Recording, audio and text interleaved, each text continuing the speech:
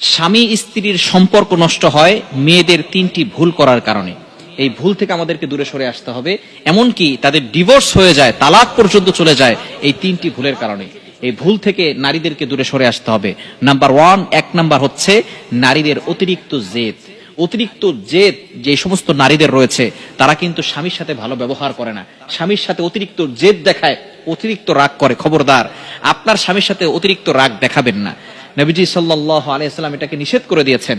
কোন স্ত্রী যদি জানতো তার স্বামীকে কতটুকু ব্যবহার করতে হবে, তার সাথে কতটুকু ভালো ব্যবহার করতে হবে, তাহলে কোনোদিন কোন স্ত্রী তার মুখ তুলে স্বামীর সাথে কথা বলতো না, এতটা ভদ্রতার সাথে কথা বলতো। নবীজি সাল্লাল্লাহু আলাইহি ওয়াসাল্লাম জানিয়ে দিয়েছেন, আল্লাহ ছাড়া কাউকে সেজদা দেওয়া জায়েজ নাই। যদি জায়েজ থাকতো স্ত্রী তার স্বামীকে সেজদা করত। যেহেতু আল্লাহ তাআলা ছাড়া কাউকে সেজদা করা জায়েজ নাই, এই জন্য স্বামীকে সেজদা দিবে না। তাহলে একটু চিন্তা করে দেখেন, স্বামীকে কতটা শ্রদ্ধা করতে বলা হয়েছে, কতটা আনুগত্য করতে বলা হয়েছে, কতটা খেদমত করতে বলা হয়েছে। এজন্য এক নাম্বার হচ্ছে অতিরিক্ত রাগ, অতিরিক্ত জেদ দেখানো যাবে না। নাম্বার টু, দ্বিতীয় নাম্বার হচ্ছে বেশি বেশি করে স্বামীর সাথে তর্ক করা। অনেক স্ত্রী আছে স্বামীর সাথে তর্ক করে,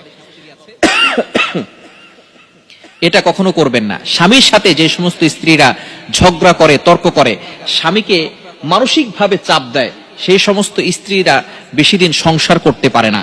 নবীজি সাল্লাল্লাহু আলাইহি ওয়াসাল্লাম এই বিষয়ে সতর্ক করে দিয়েছেন, আপনার স্বামীকে মানসিক চাপ দিবেন না। আপনার স্বামী আপনার কাছে হচ্ছে মূল পরিচয়। আপনার স্বামী যদি না থাকে তাহলে আপনি বুঝবেন দুনিয়াটা কতটা কষ্টের হয়।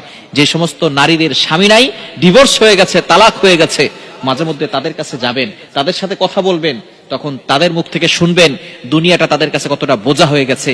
সে তার বাবা মার কাছে পর্যন্ত বোঝা হয়ে যায়। যদি আপনার স্বামী না থাকে, আপনার বাবা মার কাছে আপনি বোঝা হয়ে যাবেন। আপনার ভাই বোন তো দূরের কথা, বাবা মা যারা আপনাকে লালন পালন করেছে, যেই মা আপনাকে পেটে ধরেছে, সেই মা পর্যন্ত আপনাকে দূর দূর করে তাড়িয়ে দিবে। আমাদের কাছে ফোন দিয়ে এক মেয়ে কিছুদিন আগে বলতেছে যে, হুজুর, আমার মা, যেই মা আমার সংসার নষ্ট করে দিয়েছে, সেই মা এখন আমাকে ঘর থেকে বের করে দিচ্ছে। সুতরাং কেউ আপনাকে পরিচয় দিতে চাইবে না। সুতরাং আপনার স্বামী হচ্ছে আপনার মূল পরিচয়। এজন্য স্বামীর সাথে তর্কে জড়াবেন না।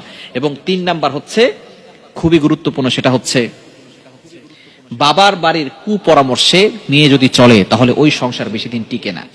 মা অনেক সময় উল্টাপাল্টা বুদ্ধি দেয়, খবরদার, আপনার স্বামী আগে, এরপরে মা যদি উল্টাপাল্টা বুদ্ধি দেয় তাহলে মার কোনো কুপরামর্শ আপনি নিবেন না, তাহলে কিন্তু সংসার বেশি দিন টিকবে না।